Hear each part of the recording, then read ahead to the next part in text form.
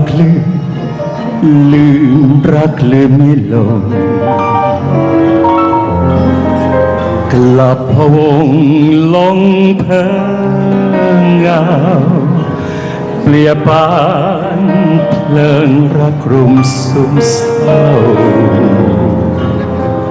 เปลี่ยวเปล่าร้าวร้อนแต่เพียงการเวลาอันหมุนเวียนหรืออาจพลัดเปลี่ยนเบียนรักของรถรักจากก่อนสอดสวมก่อนยังทาวรติดตื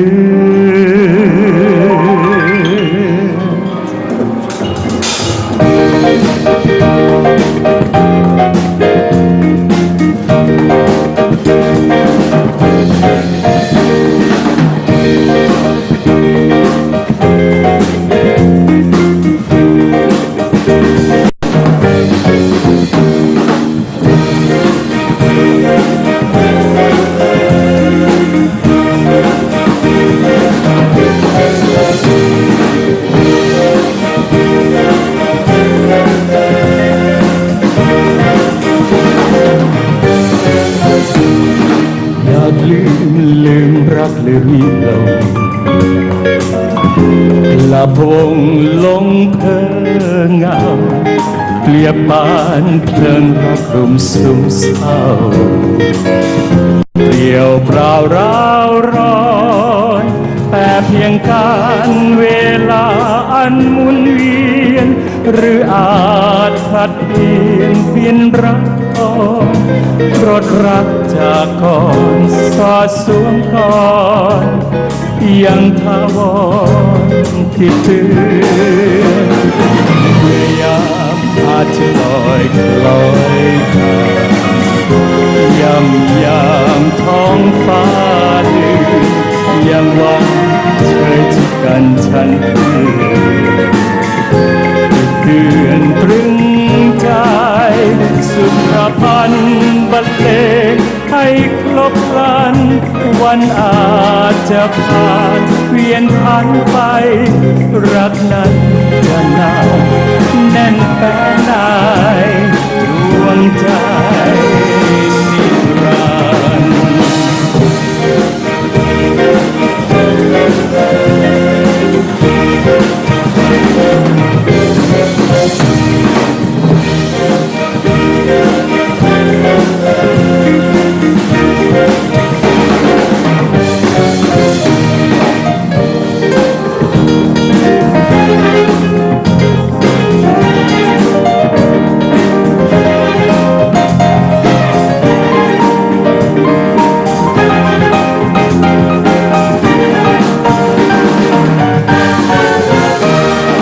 อยากลืมรักลืมไม่ลงกลับพะวงลงเพ้อเงาเปลี่ยบปานเพลิงรักรุมสุมเศร้าเปลี่ยวเปล่าร้าวร้อนแต่เพียงการเวลาอันหมุนเวียนหรืออาจตัดเปลี่ยนรักก่อนรถรักจากก่อนสอดสวมก่อนยังทาวรติดเตือนเมื่อยามอาจจะลอยคล้อยผ่านยามท้องฟ้าเลือนยังหวังเชยชิดกันฉันเพื่อนติดเตือนตรึงใจสุดประพันธ์บรรเลงให้ครบครันวันอาจจะผ่านเปลี่ยนพันไปรักนั้นจะนานแน่นแฟ้นในดวงใจนิรันดร์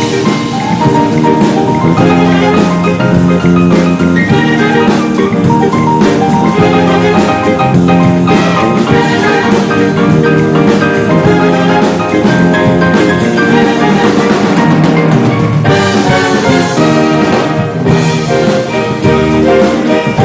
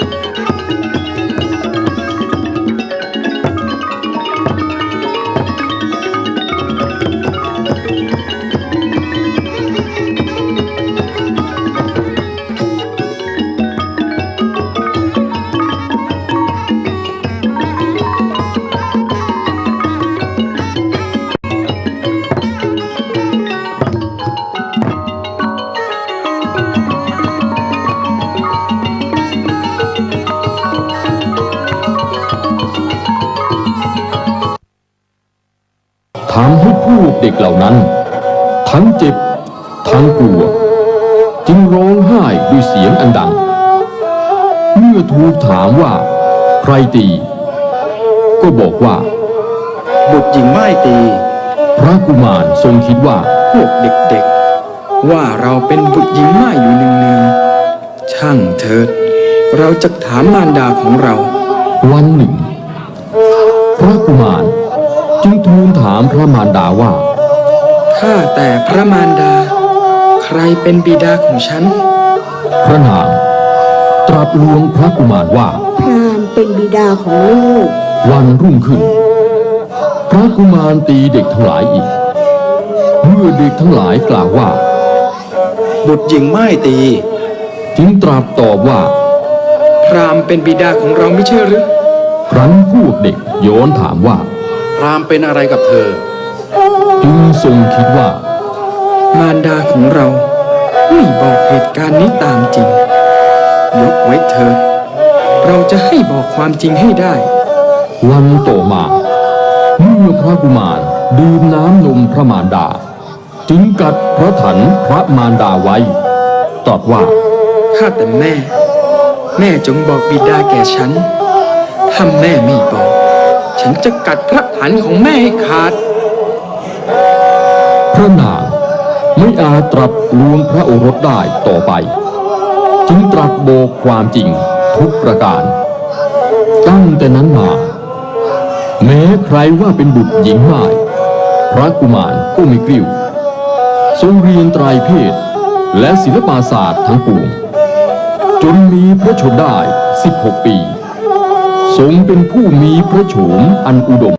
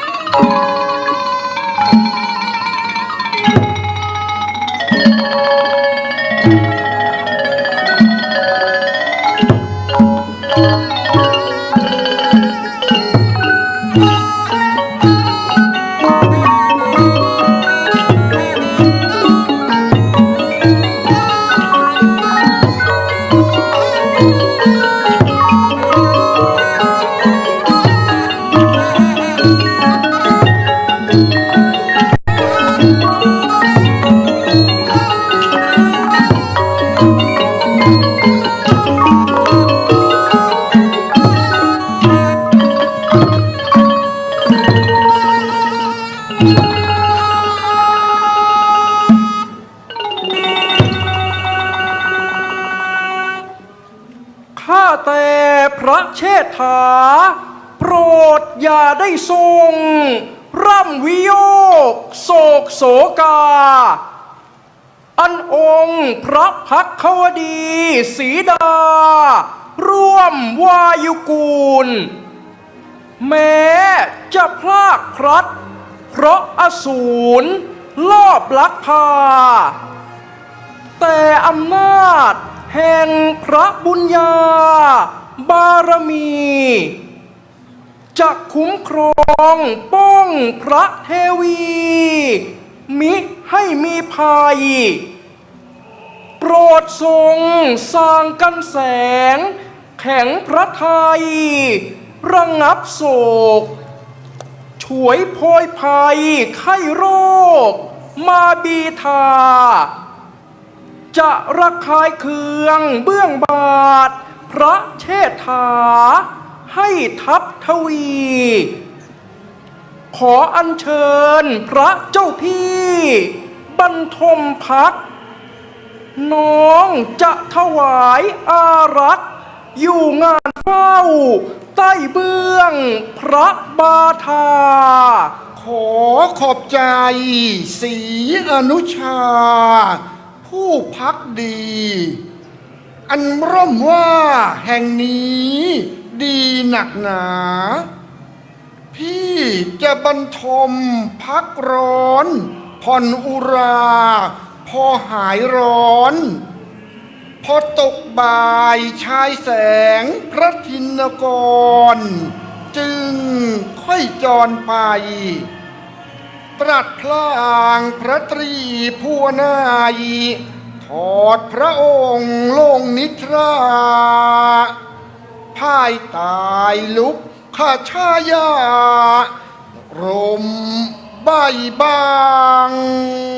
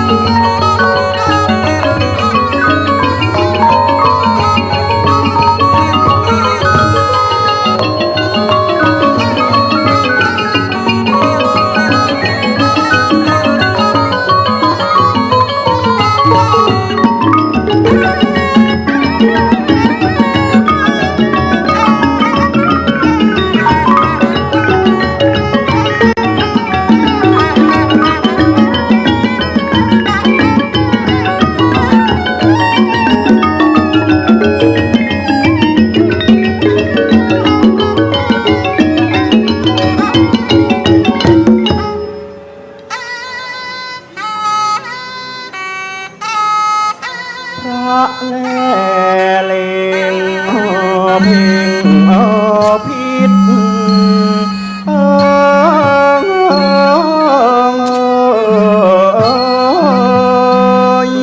วายุบุตรบริสุทธิ์คน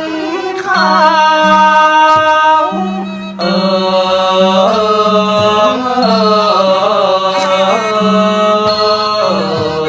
เราศีลสัง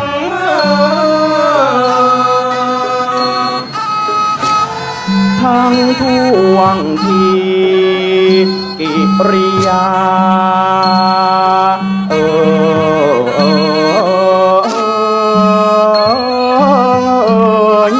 ไม่น่าชังจึงดำรัสตรัสสั่ง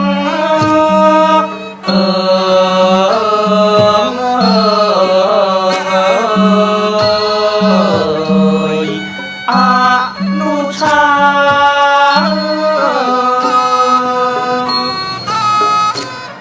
อันวานอนตัวนี้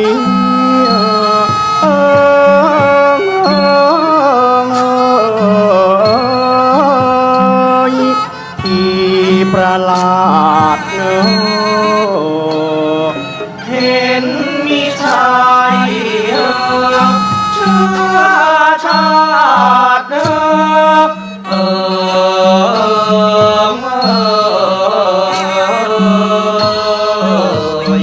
วานอนป่า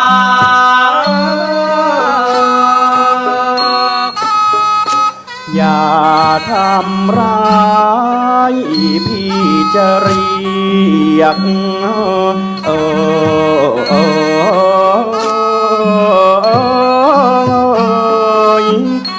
ให้ลงมา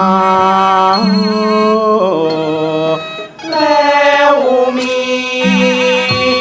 พระวาจา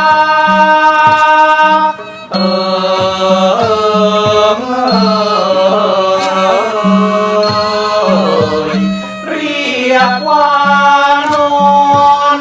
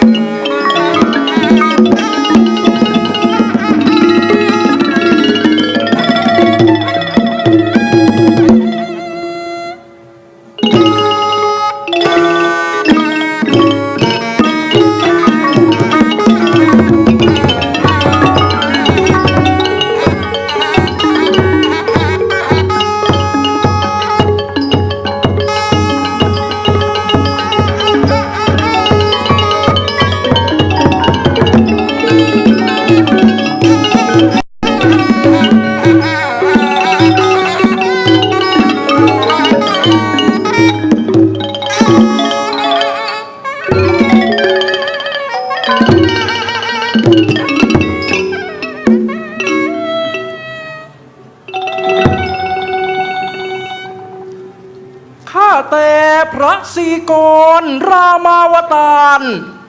ข้าพระบาทนี้ชื่อกำแหงหนุมานชาญฤทธาพระพายเทวฤทธิ์คือบิดาของข้าพระบาทแม่สวาหะนุชนาถเป็นมารดาชนนีเคยสั่งข้ามาครายาวัยว่าเมื่อใดพบมนุษย์มีสี่กร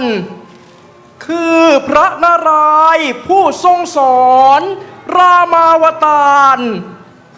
ให้เข้าสวามิภักดิ์ต่อพระภูบาลแทบเบื้องพระบาทาบัดนี้ข้าได้พบพระจักรา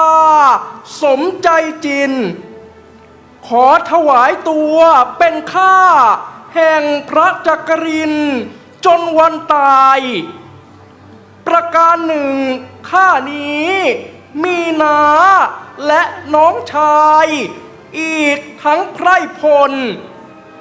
แต่ละล้วนเรื่องอิทธิฤทธิรนด้วยเกิดมาเป็นวานอนต่างคอยเฝ้าบาทพระศรีกรเพื่อถวายตัวเป็นข้าทหารขออัญเชิญพระอวตารประทับอยู่ที่นี่ข้าพระบาทจะไปนำหมู่กระบี่มาเฝ้าเบื้องพระบาทาทูลพลางถวายบังคมลาพระจักรีพลางสำแดงแพลงฤทธีเหาะขึ้นเมฆา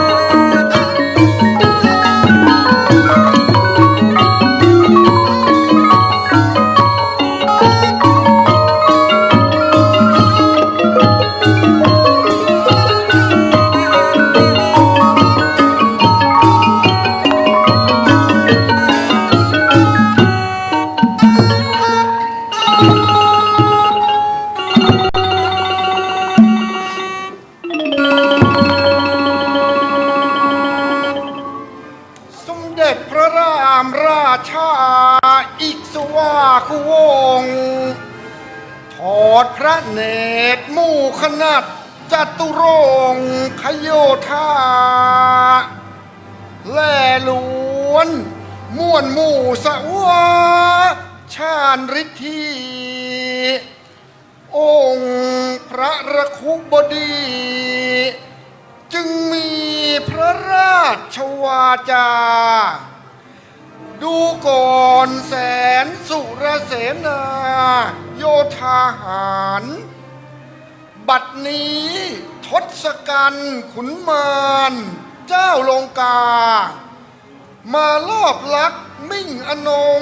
องค์สีดาของเราไปเราใคร่จะยกพลไกรไปทำสงครามเพื่อช่วงชิงเจ้าพงางามกลับคืนมานี่แน่สุครีพบุตรพระสุริยาจงเตรียมพลเราจะไปรานโรมโจมประจนกับอสุรี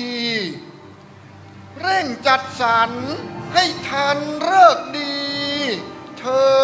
ดศรีกระบินข้าแต่พระจักรินทร์ปิ่นพานนเรศ อันถวยหารชาญฤทธิเดชเคยโรมรันประจันจับ ทั้งนายหมวดตรวจนับพร้อมสับแล้ว ถ้าได้พิชัยฤกษ์เพลาใดขออัญเชิญพระจักรแก้วเสด็จเถิดพระเจ้าข้า ได้ฟังว่าโยธานั้นพร้อมพรังขังคับแล้ว ดีพระทัยดุดดังใดแก้วมรกตจึงตรัสชวนพระอนุชาสง่ายศลงจากพระแทนทีทรงพระองค์ทรงสละเพศจากทชีเป็นคาราวาสแล้วเสด็จยุระย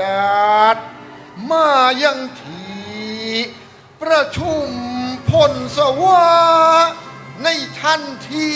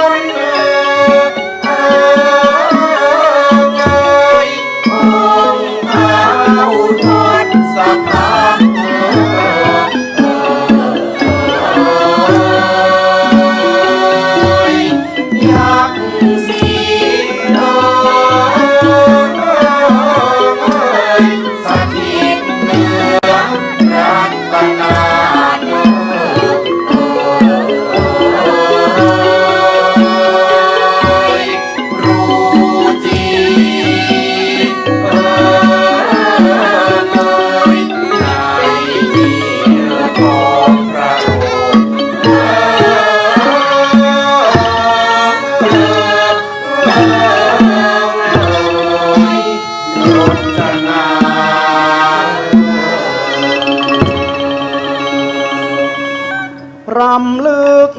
ถึงบินนิมิต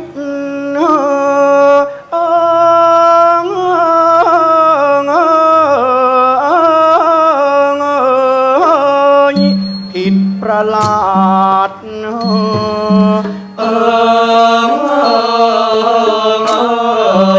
ยังวาดหวานวัน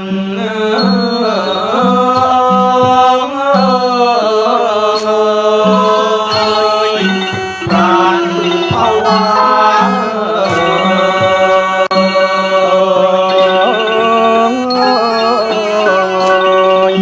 จึงตรัสเล่าความฝัน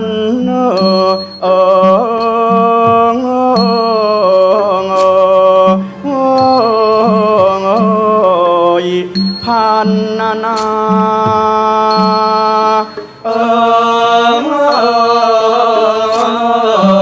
ให้พิเพศอนุชา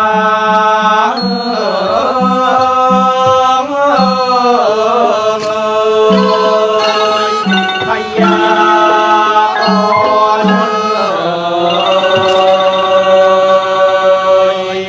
พระน้องรักร่วมอุทธรเจ้าผู้เป็นเอกโหราจารย์เมื่อรัตติการพี่สุบินนิมิตผิดประหลาดพี่ฝันว่ามีแรงขาวผ่องพิราชล้ำสำลีสำแดงฤทธิ์ดังราชสีห์โบยบินมาเบื้องบูรพาทิตแล้วมีแรงดำกระทำฤทธิ์มาแต่ทิศประจิมสถานทั้งสองปักษิณบินเข้ายุทธนาการกันกลางฟ้าแรงขาวนั้นกลั่นกล้าฆ่าแรงดำตายพอตกถึงดินร่างก็กลับกลายเป็นอสุรีอีกเรื่องหนึ่งที่นี้นิมิตว่านั่งถือกะลาสีคลาคล่ำใส่น้ำมันยางประกอบด้วยไส้ใส่วางไว้ในหัตถ์มีอีหญิงหนึ่งร่างสารพัดจักราลีที่ในมือถืออัคคีวิ่งมาจี้จุดไฟก็รุดลุกลามหือจนมือไหม้พี่ประหลาดจิตคิดสงสัยนอนไม่หลับเจ้าเป็นโหรชั้นครูรู้ตำรับตำราเลิศจงช่วยทำนายทายที่เถิดพ่อน้องชายว่าฝันดีของพี่นี้หมายว่าอย่างไร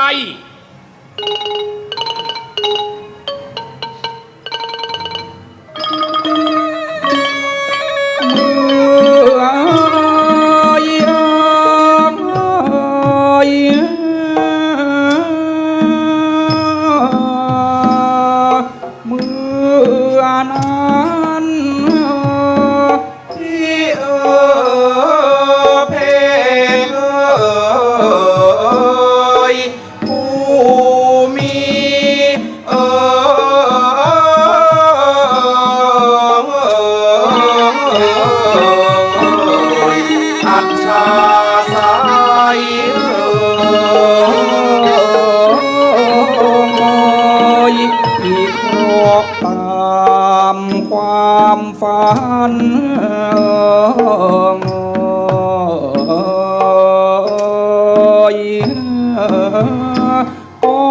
พรันใจทอดถอน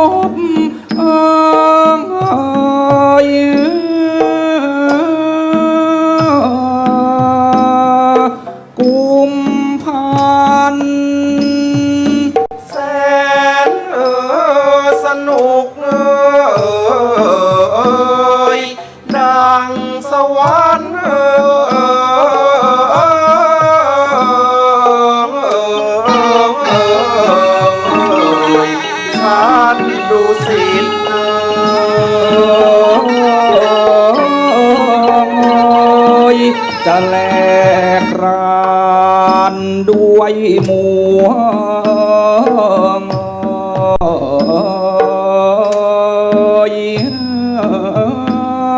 ปัจจามิตรอันมาแต่คิด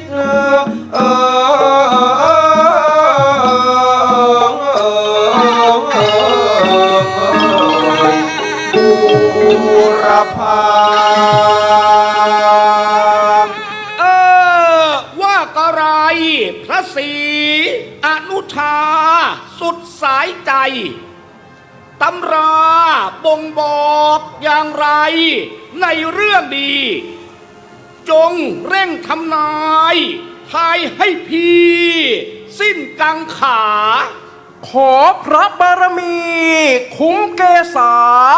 ข้าพระบาท พระสุบินนิมิต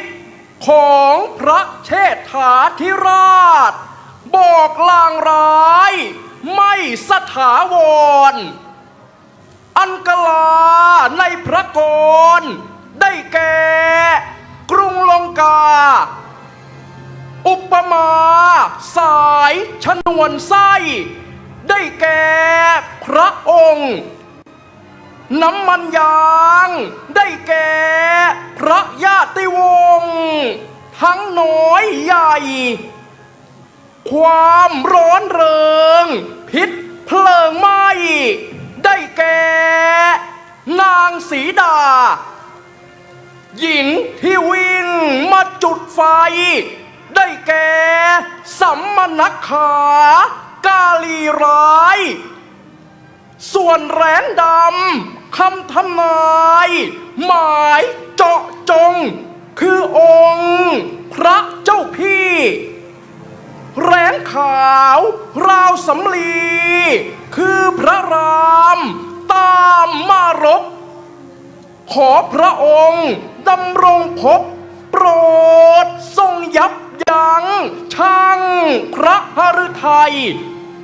พระสุบินนิมิตลางบอกเหตุเป็นเพศภัยควรระวัยระวัง ได้ทรงฟังพระอนุชาพยากรณ์นึกเครื่องขัดสะบัดคอนระคายหูชะระนีแม้นกูร่วงรู้กูไม่เล่าแล้วหักใจว่านี่แน่เจ้าโหราจารย์เมื่อจะมีเหตุเป็นเพศพานดังทำนายจะมี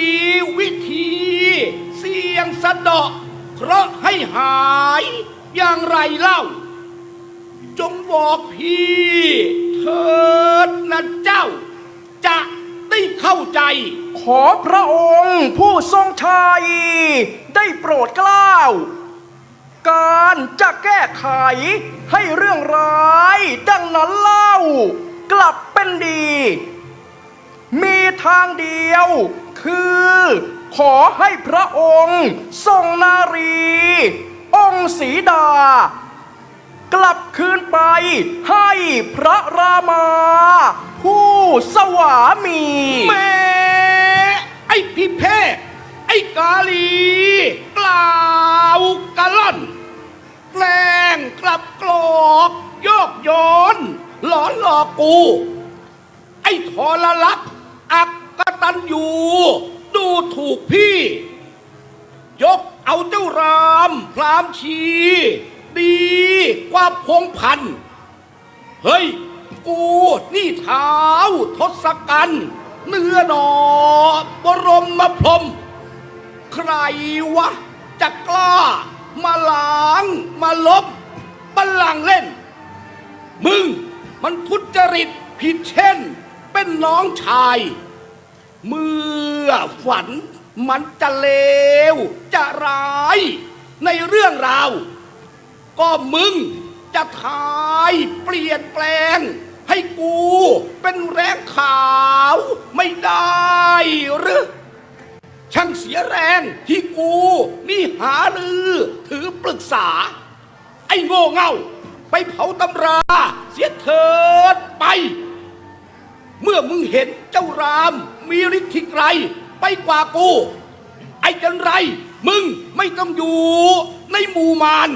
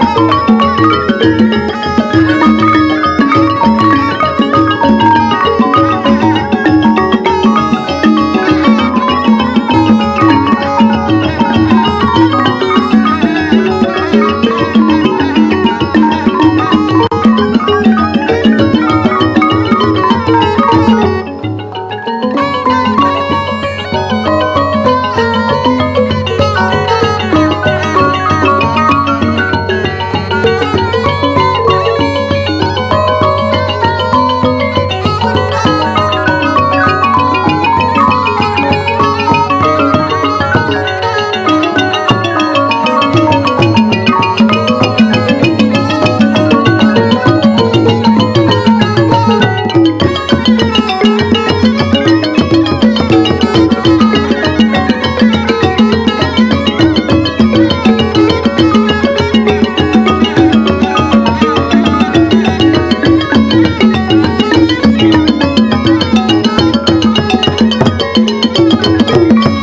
้าก่อนพระบรมเชษฐามหายศ ขอพระองค์ทรงเงือกงดโทษประหาร ด้วยสมเด็จพระบรมชนกนาถเคยพระราชทานดำรัสสั่ง ว่าพิเภกนี้ไร้กำลังและอิทธิฤทธิ์แม้นประมาทพลาดผิดควรจะอภัย การเพียงนี้จึงมิควรให้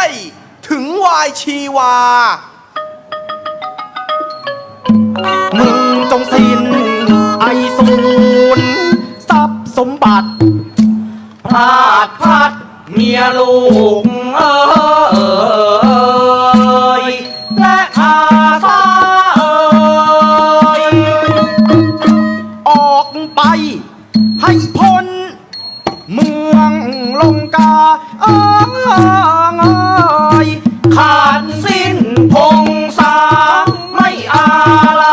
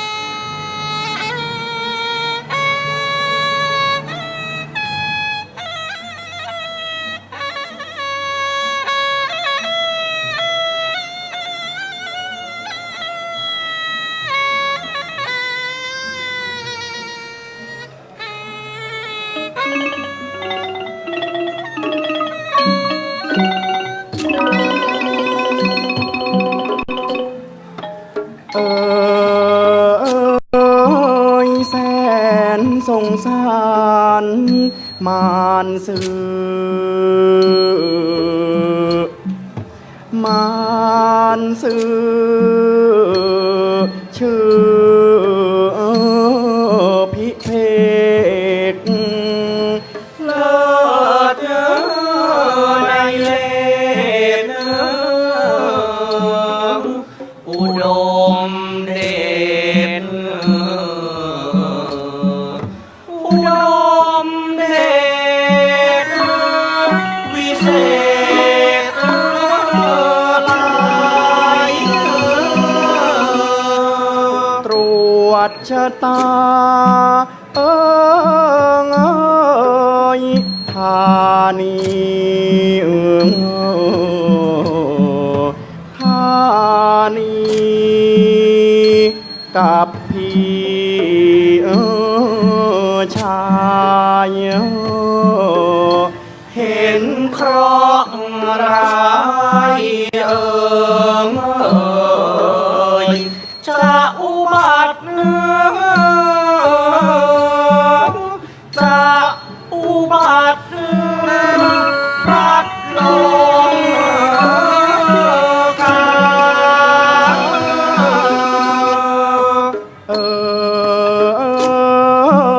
เมื่อทำนายทายสุบินทายสุบินเท้าโทษสะพักพยายักษ์แขนเคืองแขนเคืองให้เห็น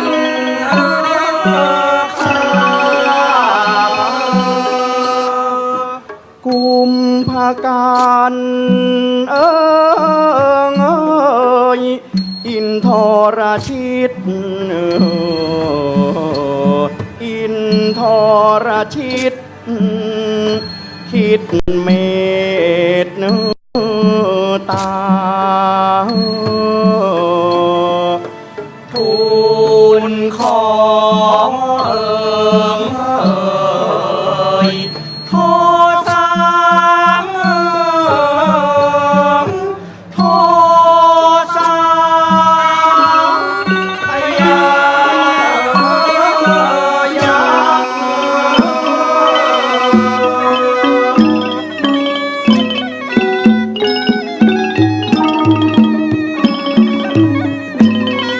จึงสั่งให้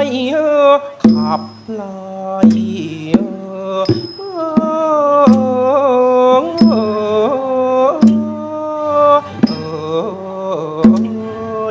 เสียจากเมือง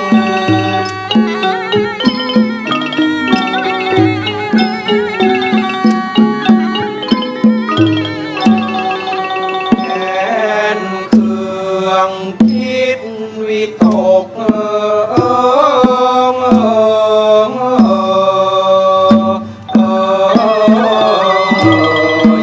เรียกอกหัก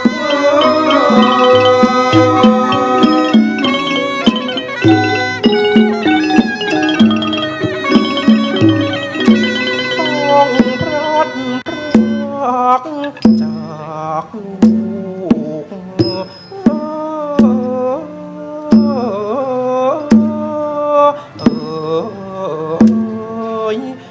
มี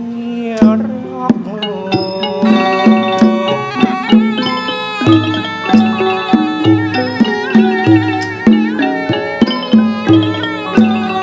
จะกินพึ่งพำนักผ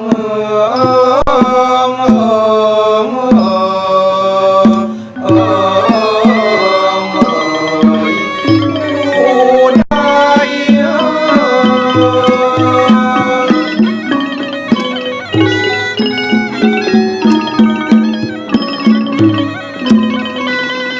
เด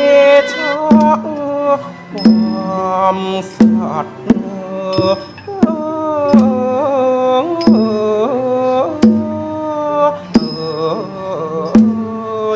สุจริต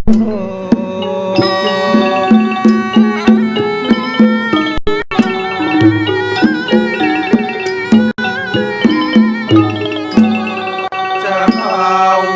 ด้วยคนผิดผ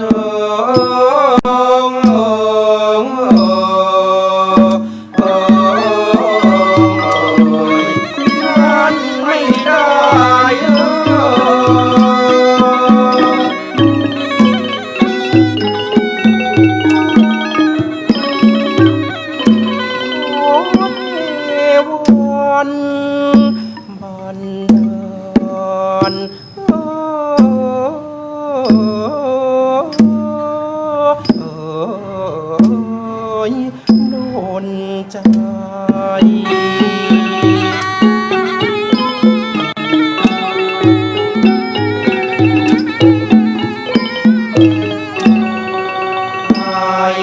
ไปพบองค์พร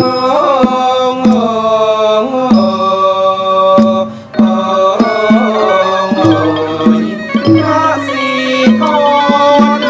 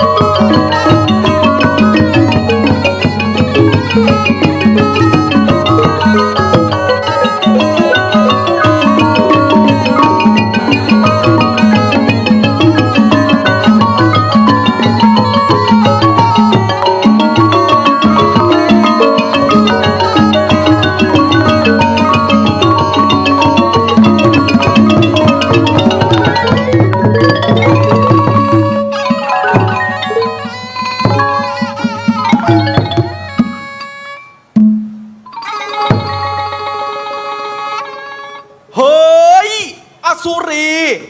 มึงหนีสัญจรมาจากไหน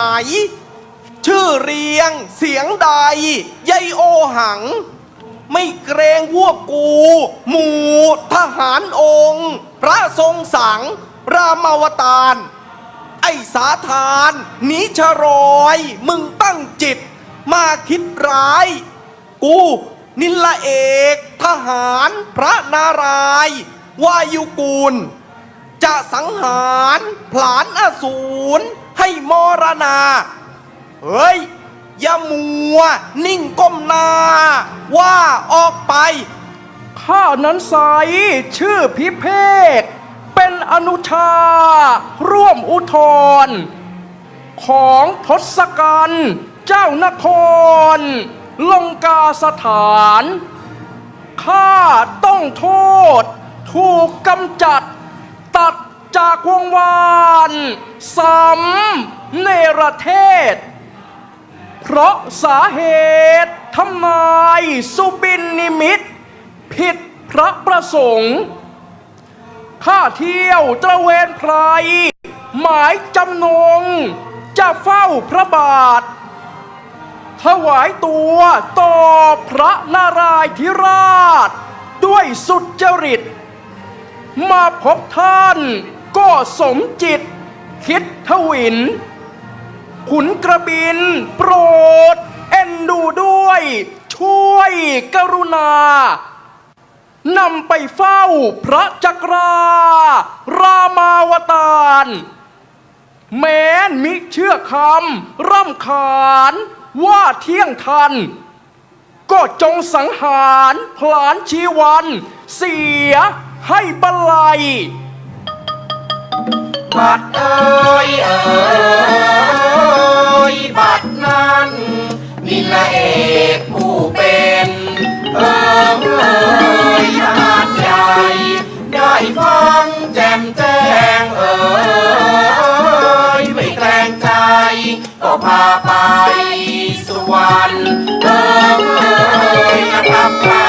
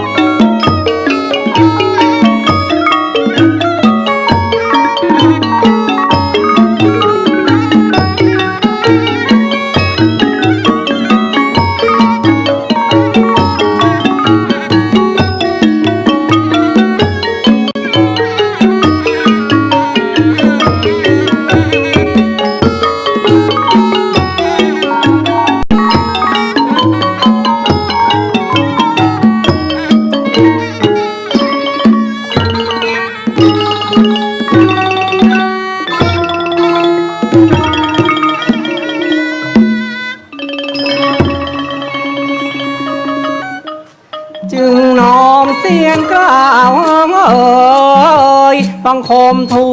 ลนักเรียนศูนย์ตรีภพนาทาแถลงเล่าอนุสรณ์แต่ต้นมาตามคำอสุราให้การ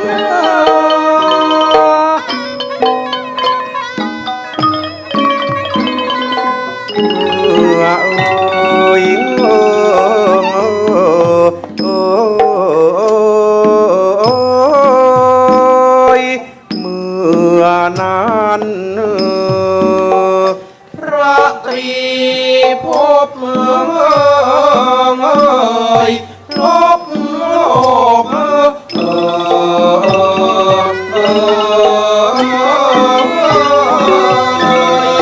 ทุกสถานเพ่งพินิจ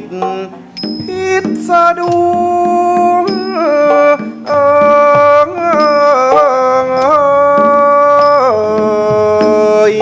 คุณมานผ่านฟ้ามีดำรัสเนื้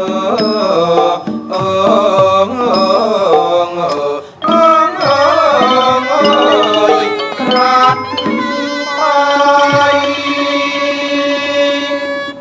ดูก่อนพิเภกเราขอบใจที่ท่านมุ่งหน้ามาพักดี เราใคร่จะต้อนรับในยามที่ท่านมีทุกข์แต่การสงครามนั้นลามรุกมาเบื้องหน้า เมื่อเข้าเทือนใครเลยจะลืมพระตอนหน้าศึกใครหรือจะวางใจ อันหนึ่งคำโบราณท่านย่อมว่าไว้ให้ไตรตรอง ว่าผัวเมียเขาผิดอย่าคิดพ้องพี่น้องเขาผิดอย่าคิดพลอยแม้จะปลงจิตคิดเชื่อถ้อยคำท่านพาทีแต่แยบยนกลลาวีระหว่างศึกย่อมลึกซึ้งถึงลูกกับพ่อก็ต้องคิดคำนึง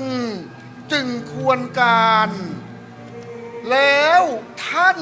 กับเราเล่าจะรักสมัครสมานกันฉันใด ข้าแต่สมเด็จพระตรีผู้นายโปรดทรงพระมหาการุณธิการข้าพระบาทนี้ร่วมอสุรพงษ์วงพรหมานโดยกำเนิดมิอาจจะยกตนว่าเป็นคนประเสริฐกว่าปวงอสูรแต่ถึงจะกราบบังคมทูลโดยเที่ยงแท้ก็เหมือนแก้ตัวเปรียบสุวรรณอันเกลือกลัวกับปฏิกูลชนธรรมดาย่อมเห็นว่าศูนย์สิ้นมูลค่าต่อเมธีมีปัญญาจึงเห็นว่าข้าทองคงเหมือนข้าพระบาทพักดีต่อบาทบงดำรงสัตว์ย่อมแจ้งรักประจักษ์ชัดแต่พระหัตถยาแสนเสกสรรพันนาหาประโยชน์มิได้การจะควรมิควรถวายชีวิตไว้แทบพระบาทาฝ่าธุลีสมเด็จพระจักรีได้ฟังพิเภกทูลหน้าเรนสูนจึงมีพระราชบัญชาว่าดูก่อนสุครีพบุตรพ ระสุริยาอย่าช้าที จงนำพรหมมาศสอนสีสงธารา ให้พิเภกดื่มน้ำพระพิพัฒน์สัตยา ตั้งสาบาน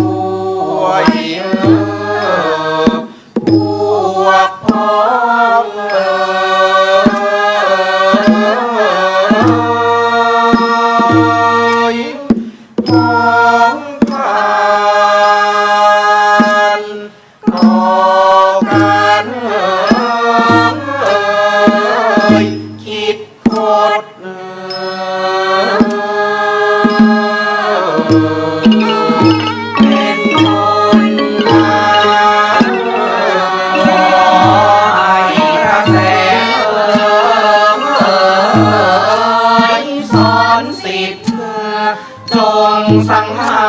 รชีวิตของข้าแล้วถวายพระพิพัฒน์สัตยาดื่มทาราประจักษ์อัศจรรย์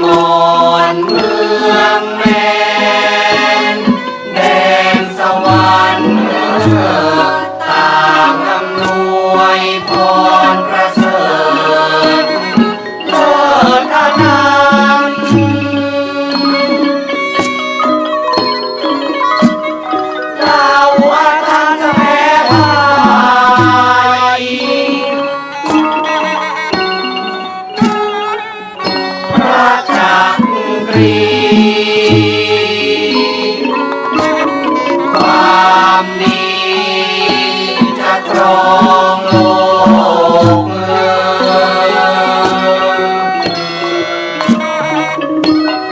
ทุกสถาน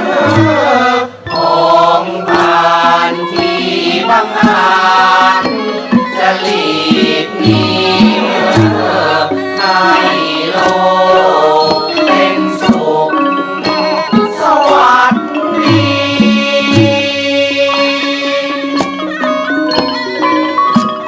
ไทยทั้งนี้ยืนยง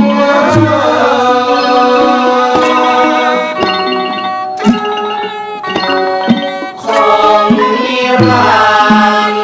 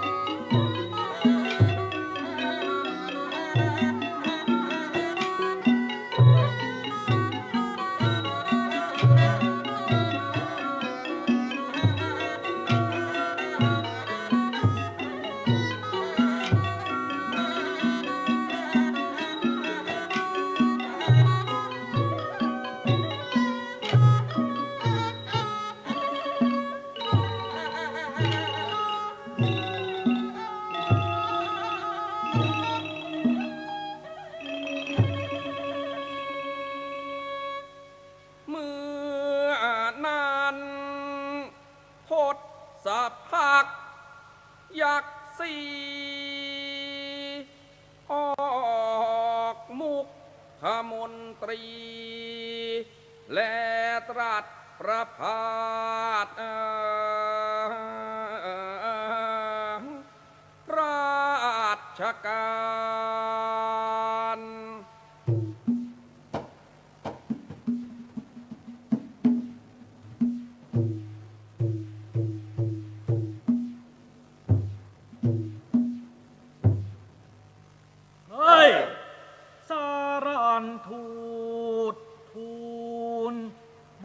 มีนา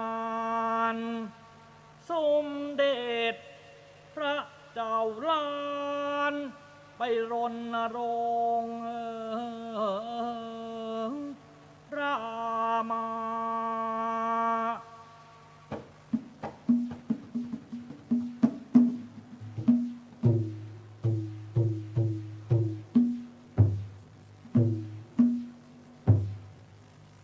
เฮ้ย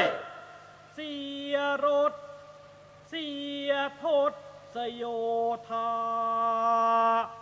เสียเทพภาษาตราพระองค์ก็เสียชีวัน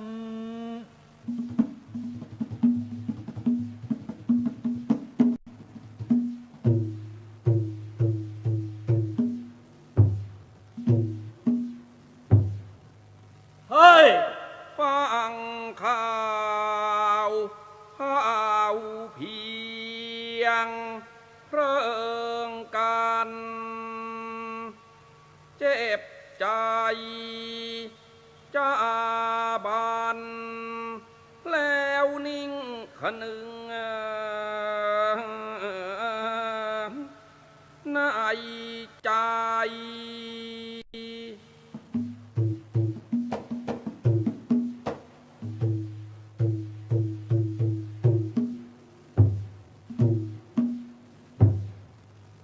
เฮ้ย ไถ่เท้าเจ้าอสุรี มีพระราชบัญชา สั่งเสนาการสูรให้ไปทูลอินทรชิต ว่าแสงอาทิตย์สิ้นชีวัน มังกรการเสียชีวาด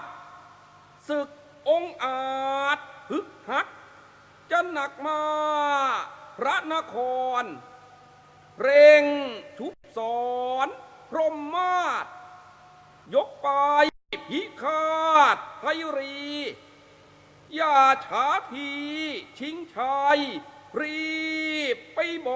อกลูกรักกูบัดนี้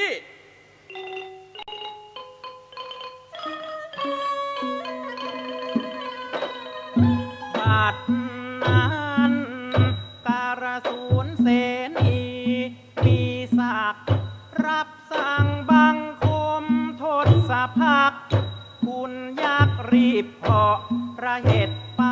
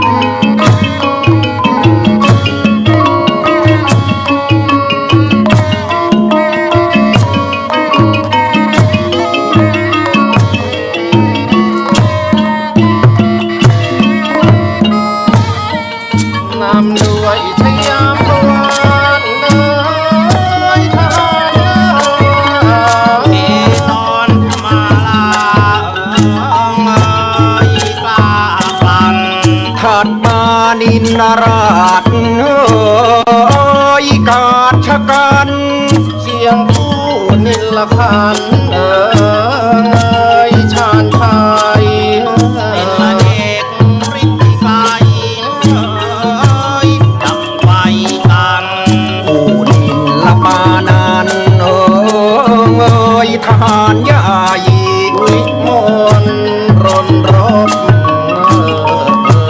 ว่องไวอันไปชื่อพิทักษ์ตาราวีมาลุ้นเริงแรงกำแพงหานเสียงขนานเกยวนกระบี่เสียมายูนคงพลังแข็งขังผู้กับสักตะพลี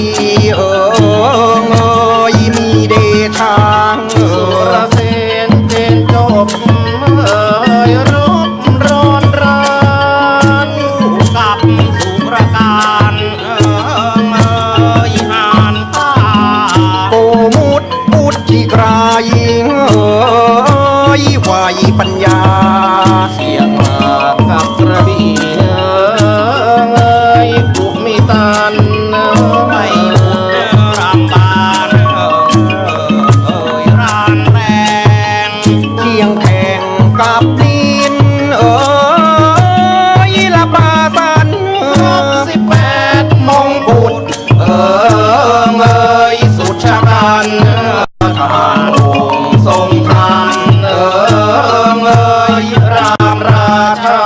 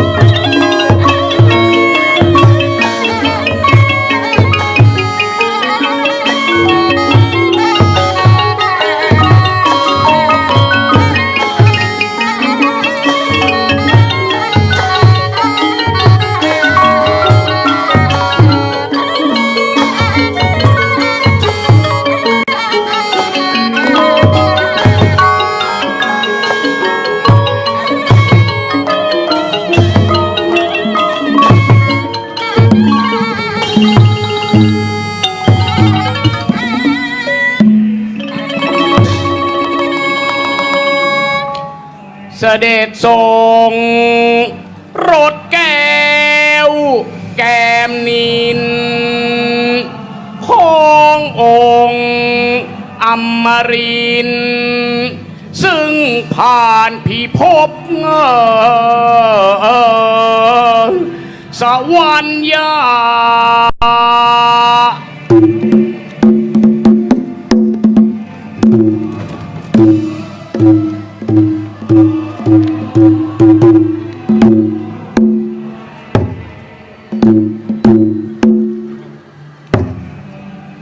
เฮ้ยเหยี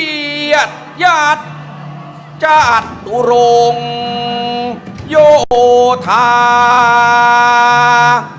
วานอนเดชา77 สมุทรยุทธยง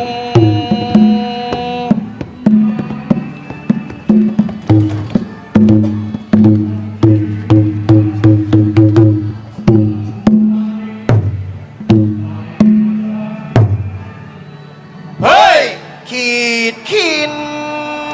ชมพูคู่คงอนุภา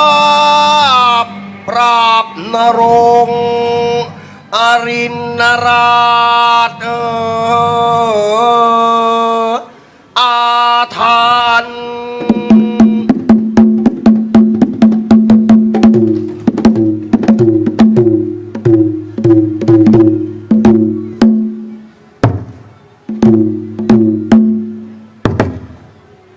เฮ้ยได้เลิกเคลื่อนนิกรจอดจรันดุจเทพเทวันพร้อมกันข้ามสมุทร ข้ามสมุทรมากรุงมาน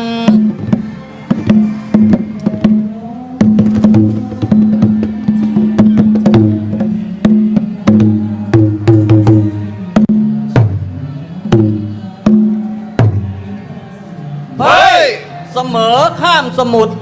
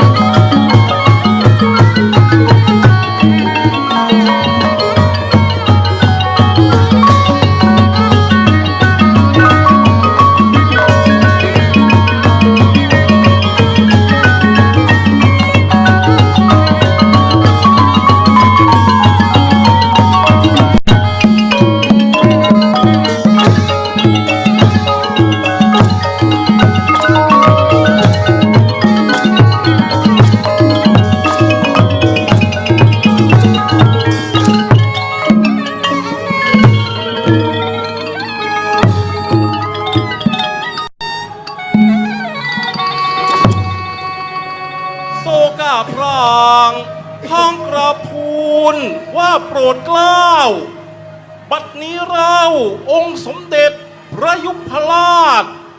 ที่รับอาสาใต้ฝ่าพระบาทออกไปยุทธนากับสองมนุษย์และเหล่าสวายังสนามราวีได้พลาดท่าเสียที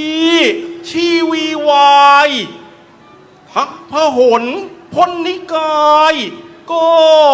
ตายยับข้าพระบาททั้งสองจึงรีบกลับมาทูลพระองค์ขอได้ทรงทราบใต้เบื้องบาทบงพระทรงชัย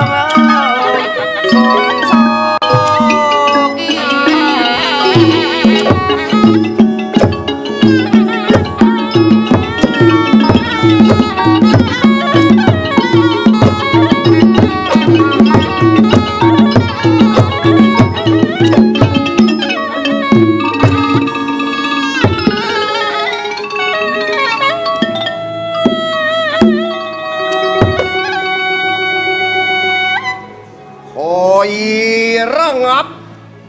ดับอารมณ์ห่มฤดีคลายโศกาพระโจมอาสุราให้ขังแค้นเป็นหญิงนักพญายักษ์กระทืบพระบาทประกาศก้องเถอะมนุษย์พี่น้องและโผงกระบี่กูจะออกไปสังหารพรานชีวีให้บรรลัยหะเฮ้ยมโหธรเสนาผู้ใหญ่อย่าได้ช้าจงเร่งจัดพหลพลอสุราให้พร้อมพรั่งให้10 ขุนคุมกำลังเป็นทัพหน้าทัพหนุนให้10 รถโอรสสาคุมโยธีอันตัวกูจะคุมเหล่าอาสุรีเป็นทัพหลวงพอได้ทีจะตีทะลวงกองทัพมนุษย์จับพวกมันเข็นฆ่าให้สิ้นสุดทั้งทัพชัยให้สาสมกับที่มันทำไว้กับลูกยาเล็งไปจัดสรรให้ทันเวลาเถิดอ้อเจ้าทรงพระกรุณาโปรดเกล้าอัญโยธาทุกหมวดเหล่านั้นจะเตรียมไว้พร้อมสับได้พิทัยเลิกเฮลาใดขออัญเชิญเสด็จญาตราทัพเถิดพระเจ้าข้าได้ทรงฟังวาโยธาพรังพร้อมแล้วดีพระไทย ดุดดังได้แก้วสารพัดนึกพางกระชับจับซ้อนศึกลงจากพระแทนทีชวนสิบรถอสุรีโอรสสารวมชีวาดทั้งสิบคุณมูลอมาตย์ชะกาดกากลายพระโกนยุระยาตรามายังทีประชุมพหลพลมานบัดนี้เสมอมานแล้วกล่าวใน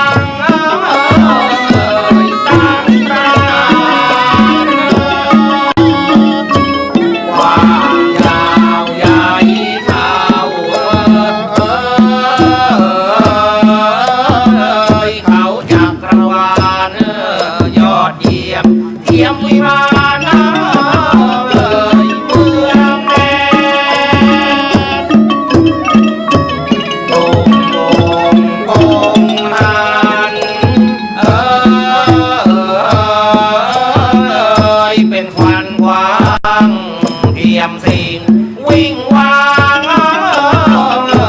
ข้างละแสนสารพีขี่ขับเข้าดงแดน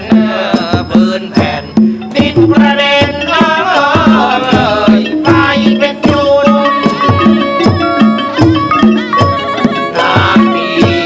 ดีฟองนองระลอกคลื่นกระชอกกระชอนชน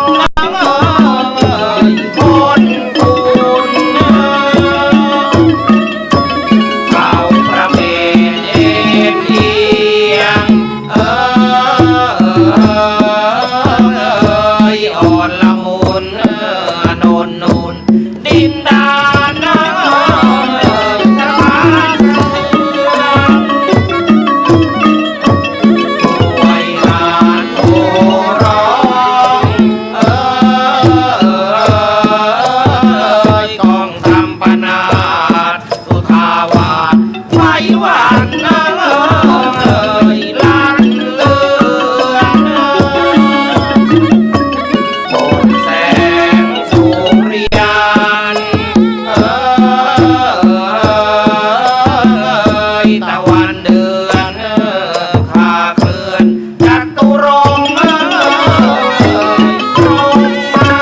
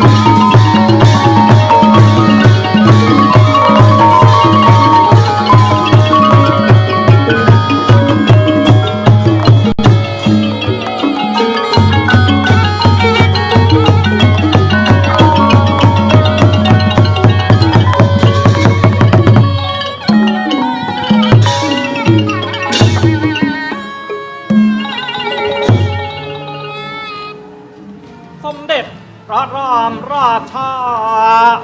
เลื่อนพระโหนพลโยธามากระทังอย่างสนามรบพบทัพยักษ์จึงดำรัสสั่งให้พลพักพลลงไว้ตามตำแหน่งที่คอยฟังฝ่ายทศเสียนจอมอสุรีจะว่าคานประการใด ตามทำนองคลองชิงชัยศึกกษัตรา เจ้าพระนครลุงกาสง่ายศประทับบนสุวรรณราชรถอันโอฬางามประดุจดวงพระสุริยาแรกอุทัย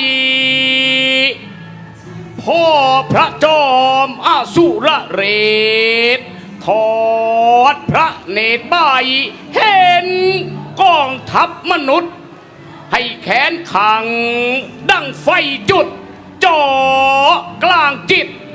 กระถือพระบาทประกาศสั่งพลอสุรีที่มีฤทธิ์เขาโจมตีจับทรงมนุษย์และพลกระบี่ขาให้บรรลัยสมเด็จพระตรีผู้วนายขอตรัสสั่งพลพานอนให้เขารบรอต่อก่อนกับอสุรีบัดนี้เชิด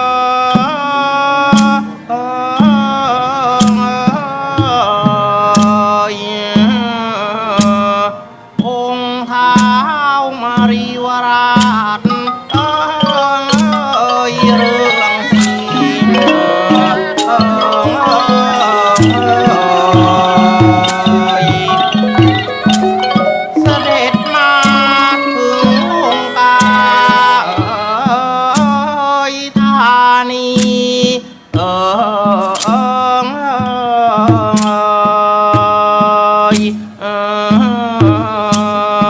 จึงให้หยุดโย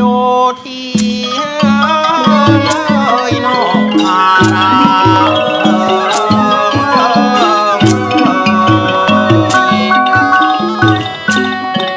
แล้วมีเทวราชพระองค์การ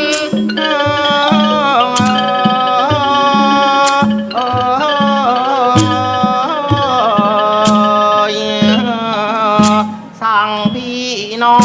งสองกุมารห่านกล้า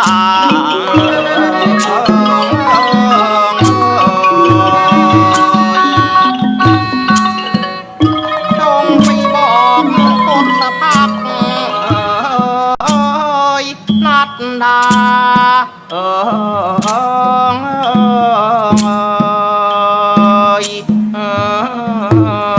ว่ากูมาว่าความตามต้องการ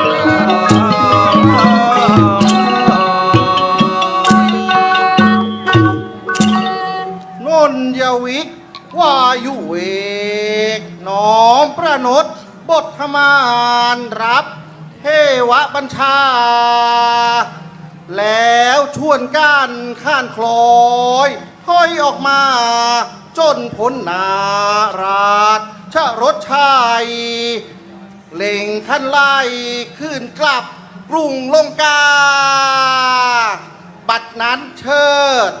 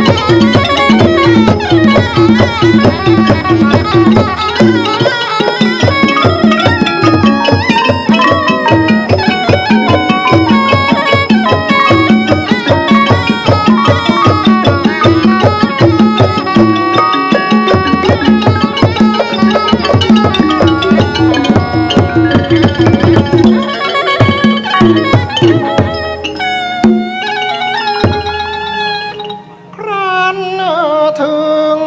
จึงขับประทักษิณ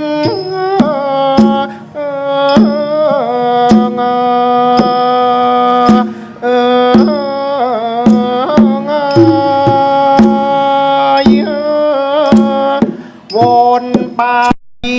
สิ้นรอบ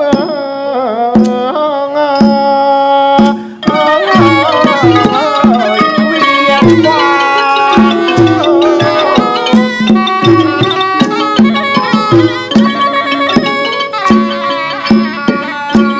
แล้วหยุดรถแก้วแววฟ้า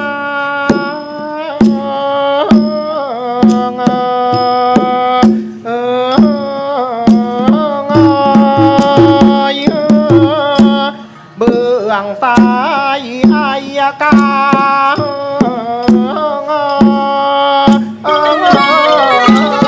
ที่บดี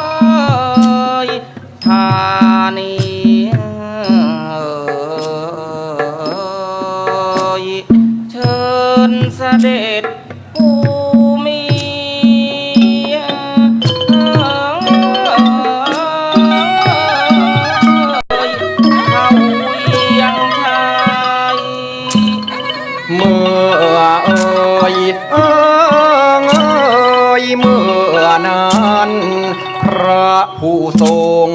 ปัญญาอัจฉริยะฟังเจ้าลงกากรุงไกรมาเชิญเข้าไปในภารามิได้ตรัสตอบพจมานตรึกไปด้วยญาณอุเบกขังตัวกูเป็นประธานโลกาจะว่าความฝ่ายเดียว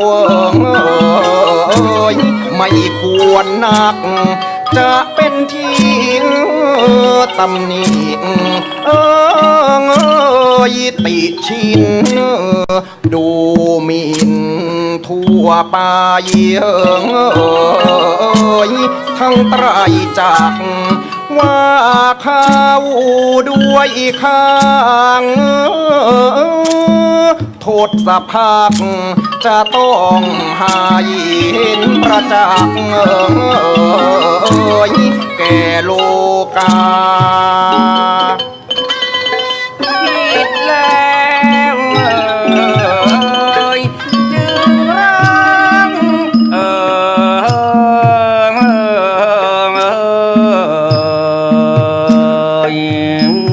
ประกาศด้วยอำนาจลมเมต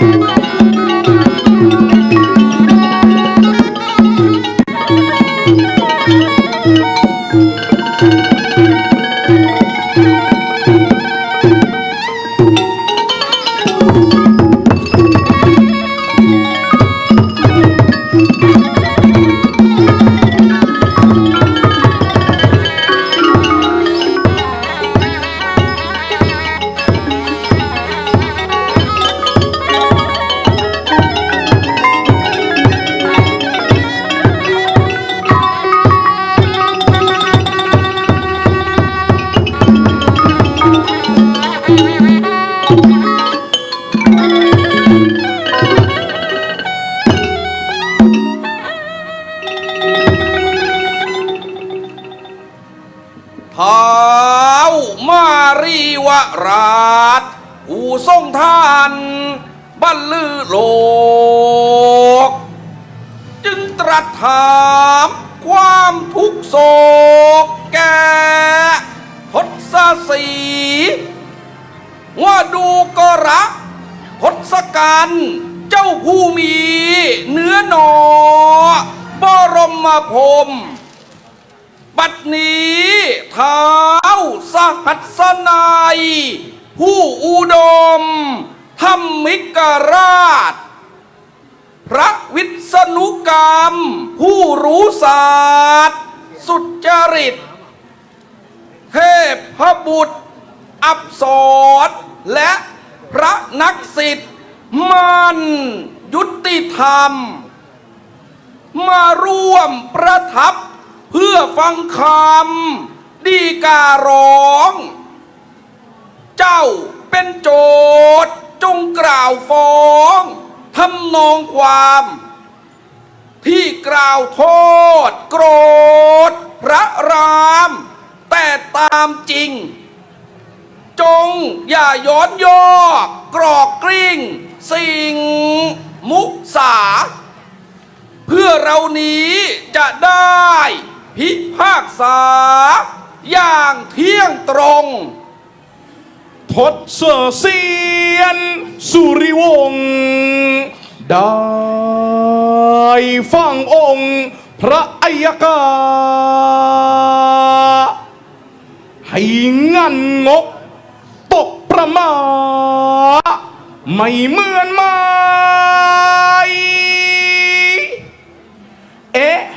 ครั้งนี้ที่จะวอดวายร้ายแก่กูด้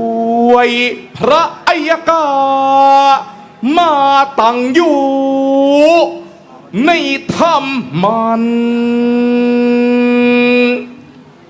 เมื่อแรกนั้นแต่งอุบายไม่จะแอบฟ้องมินึกว่าจะมาตั้งกองทำนองสารมีพร้อมพลัดประจักษ์พยานอย่าง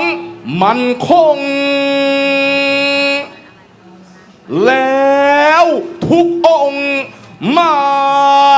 เป็นลูกคุณล้วนไม่คุ้นเคยกูเป็นโจทย์คงย่อยยับกลับเป็นจำเลยโถอ้ายกรรมที่ไม้พึงกลับเป็นสำระยำยับถึงเป็นล้านในทานจะนับเป็นพงศาอกจะรานราวเป็นข่าวนอกหน้าเสียแน่นักแล้วหานหักฮึดสู่ใครจะรู้ดีคอยนบนอบยอบอินทรีสะอื้นเล่าว่าข้าแต่พระอัยกาธิราชเจ้าผู้ทรงธรรมอันจุรามตามเหยียบย่ำทำแก่หลานเป็นสุดทนผลประมาณจะพันนาต้นเหตุนั้นเกิดที่กลางป่าวันเวลา จำไม่ได้หลานไปท่องเที่ยวตระเวนไพรต ามวิสัยนิยมพฤกษ์ถึงป่าลึกพบนางงามนามว่าสีดามีรูปทรงมิได้โสภาสักเพียงไหนระหกระเหิ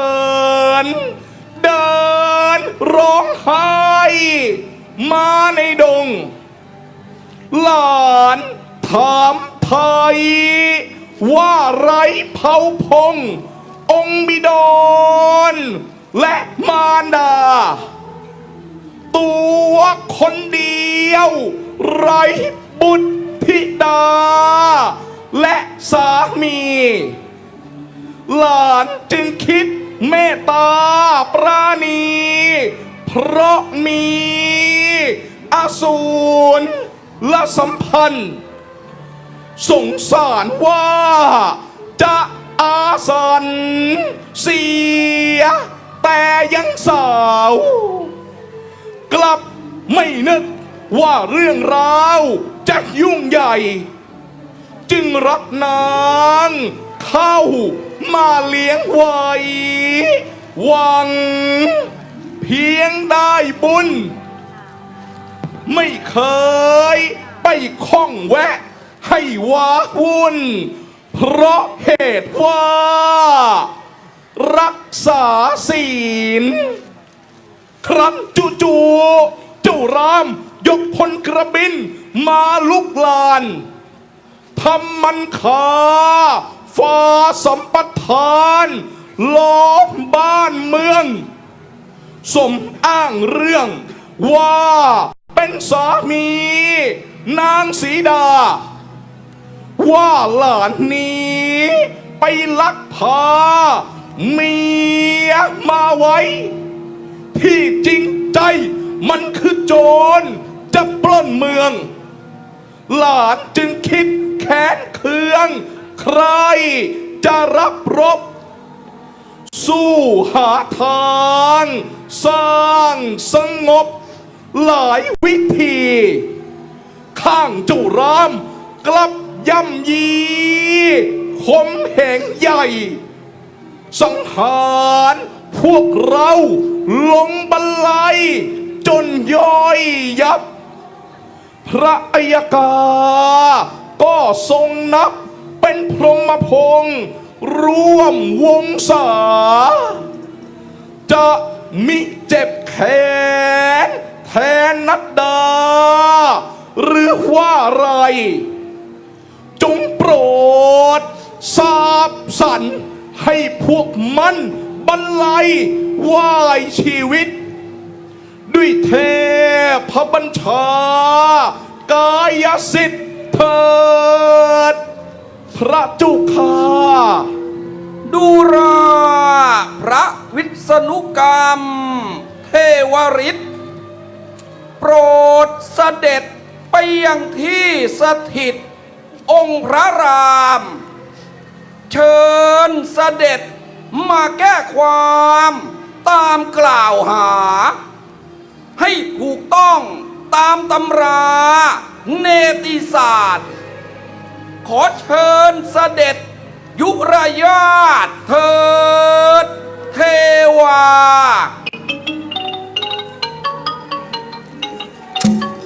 ซึ่งเจ้ากล่าวโทษพระรามต้นความนั้นเกิด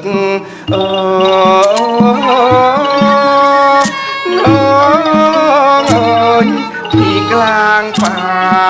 ตัวกูผู้พิษจารณาจะเร่งพิพากษา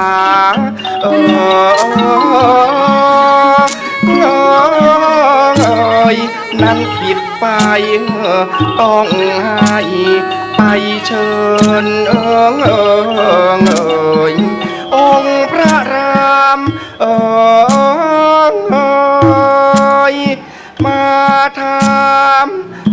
อบกัน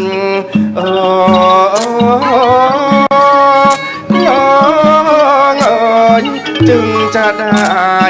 แท้จริงจะแจ้งประจักษ์ใจ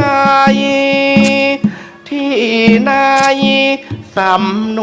วน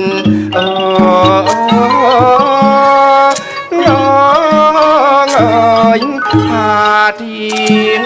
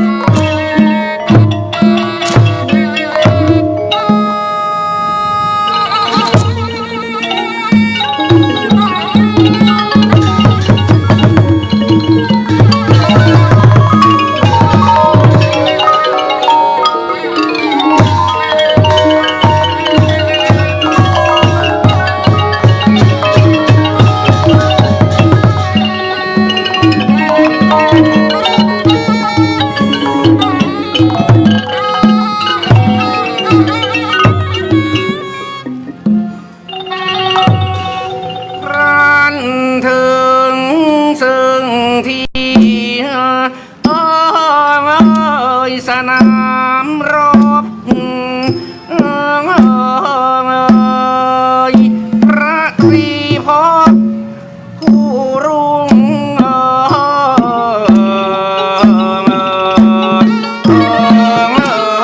รัศมีเสด็จลงจากรถรัตมณีจอ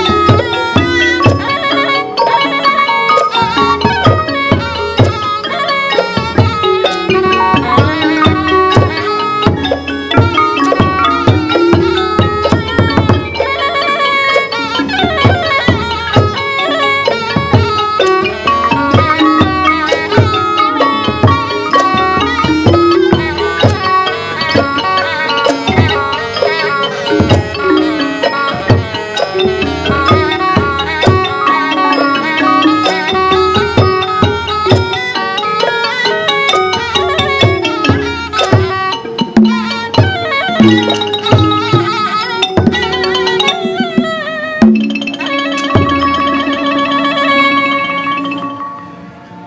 ายธรรมะบดีมารีวราชจึงมีมัทุรสพจนาถประพาสถามว่าดูก่อนองค์รามพระนัดดา อันตัวเจ้ากับอนุชาอยู่อยุธเยศเหตุไฉนใหญ่มาคบพานาเรศประเวทป่าบัดนี้ทศกัณฐ์กล่าวหาว่ามารุกรานอันต้นเหตุเพศพานนั้นอย่างไรขอจงกล่าวความตามจริงไปให้ประจักษ์ ข้าแต่พระผู้พิทักษ์ธรรมสุจริต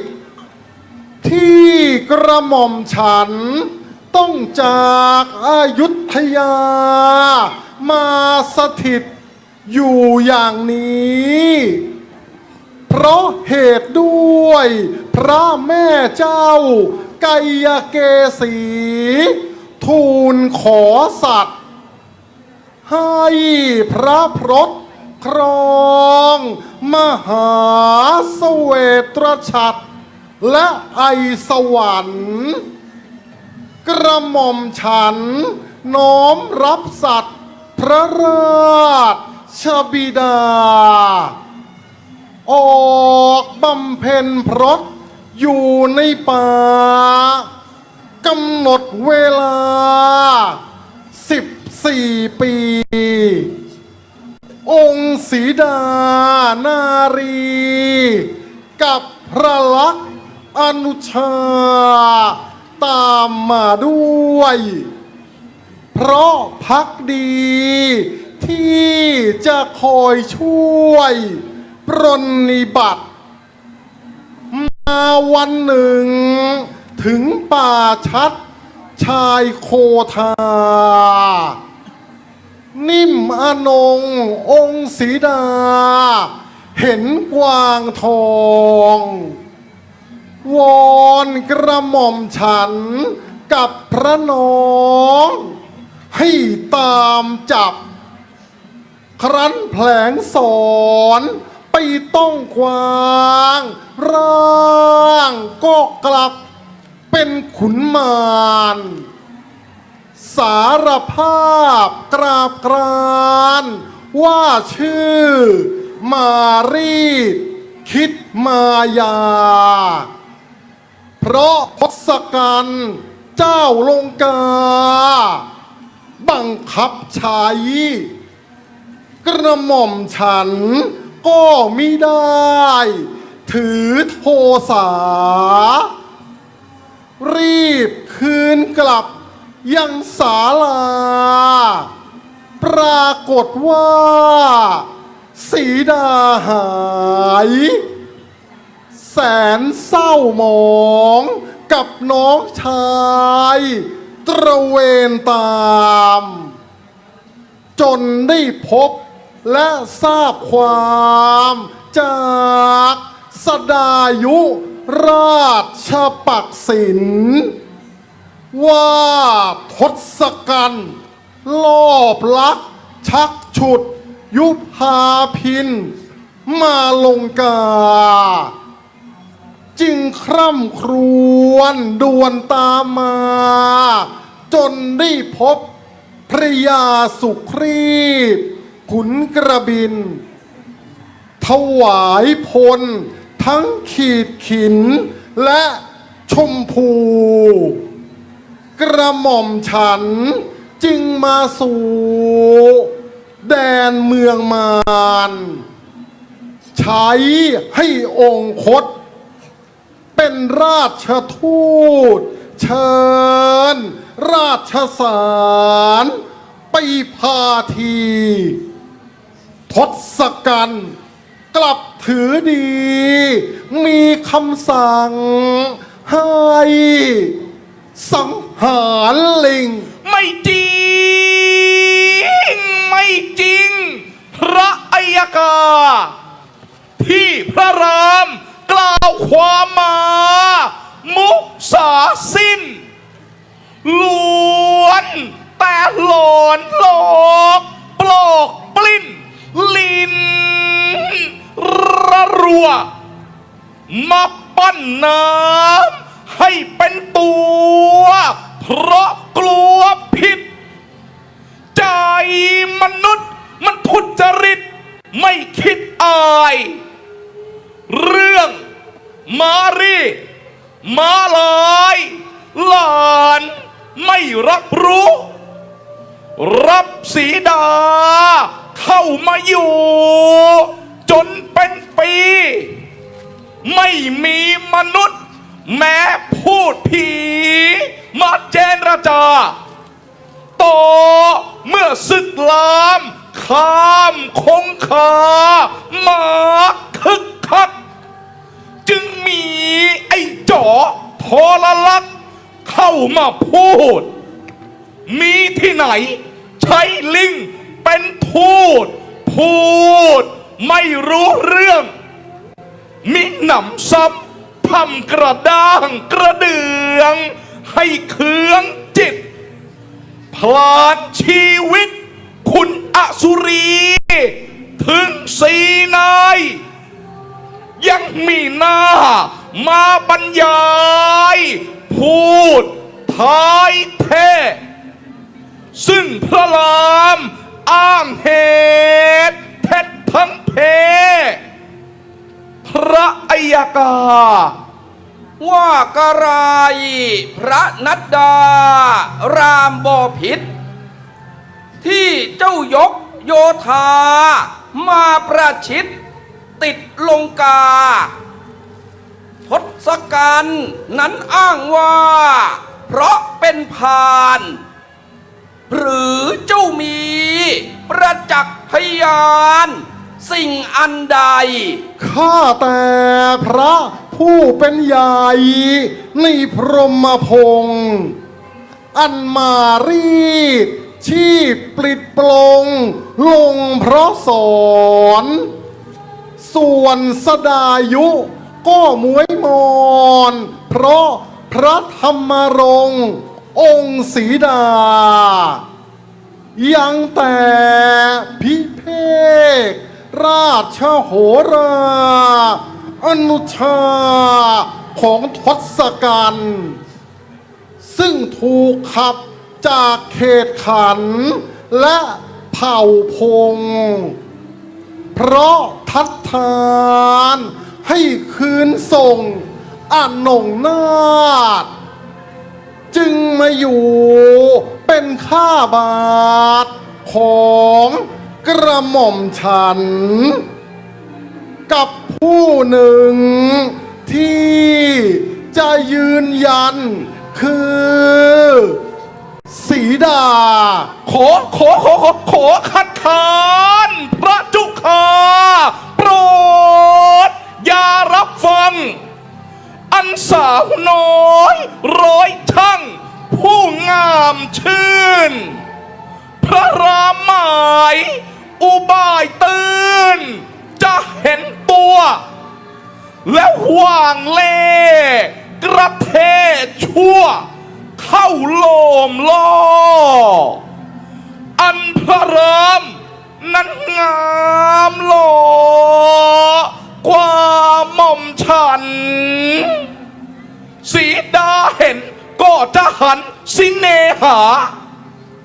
เพราะต้องกลมนตราคาถาร้ายหนึ่งไอ้พิเภกไอ้ตัวร้ายทำลายพี่ เอาตัวหางไปเข้าข้างไพรี เพราะศีลบน พระอัยกาโปรดอย่าหลงกลพระเจ้าข้า ดูกระพระวิษณุกรรมเทวา ผู้มีฤทธิ์โปรดช่วยกระทำกิจอีกสักครั้งโดยเสด็จไปยังกรุงลงกาเชิญเทวีสีดามาให้การเพื่อเป็นประจักษ์พยานการพิพากษาอันหนึ่งขอให้พระรามผู้นัดดากับทศกัณฐ์จัดกระบี่และกุมพันธ์ที่ไว้ใจ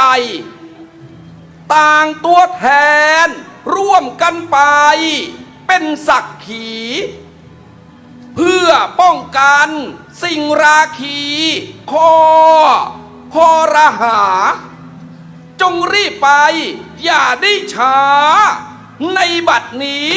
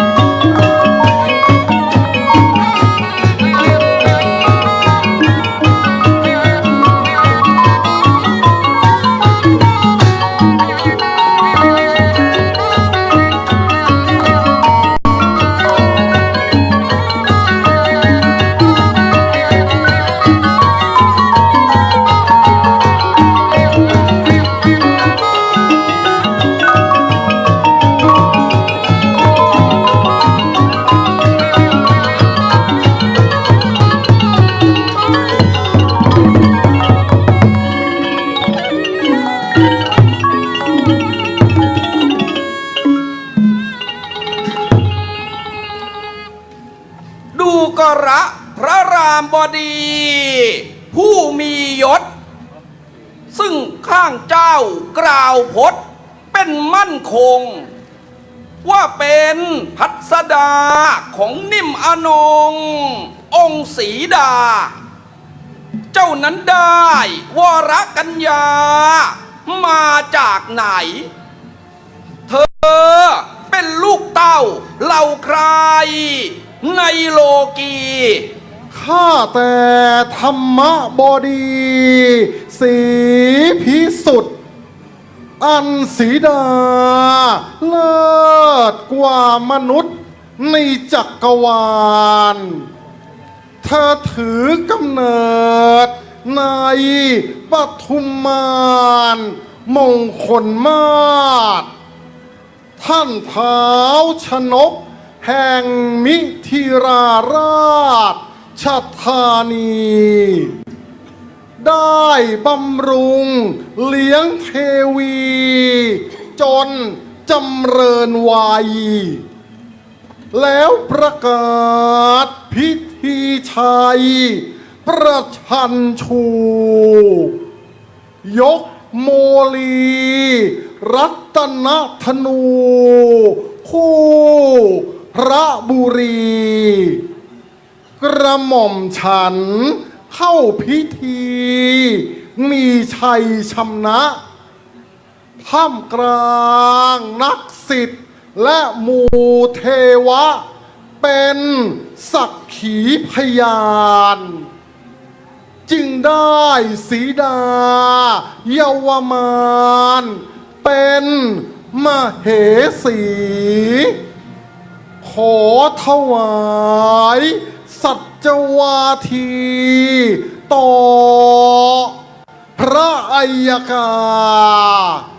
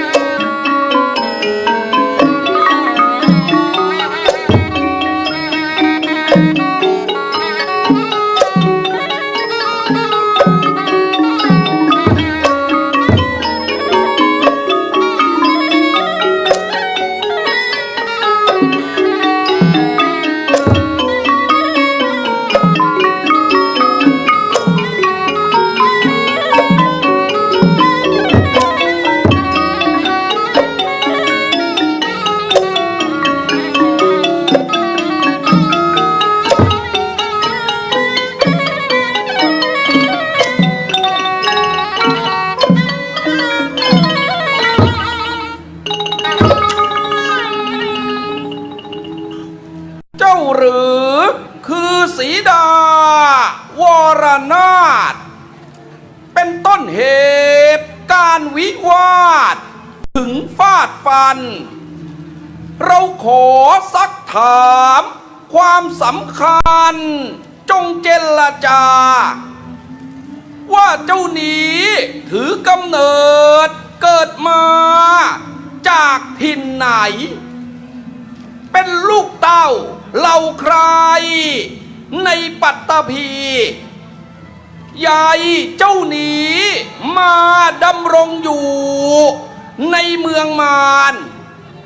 จงเล่าแถลงให้แจ้งการเถิดนะกัญญา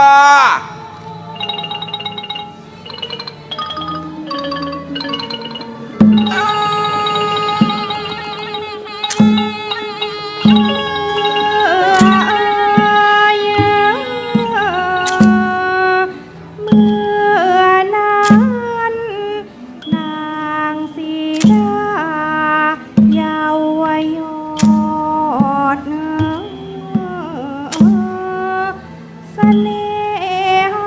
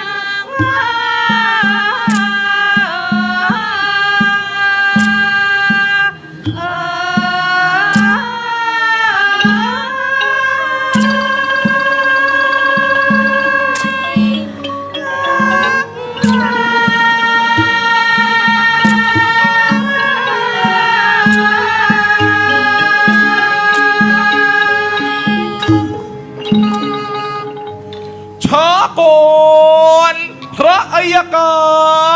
ธิบดี ซึ่งสีดา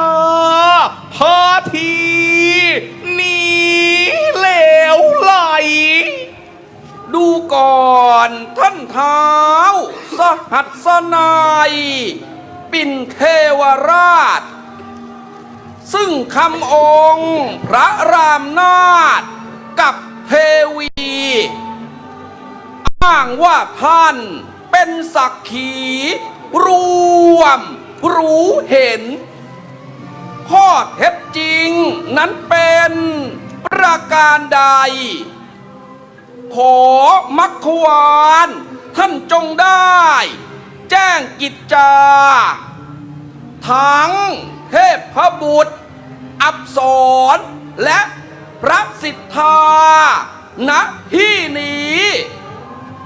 จงให้การด้วยวาทีอันเที่ยงธรรม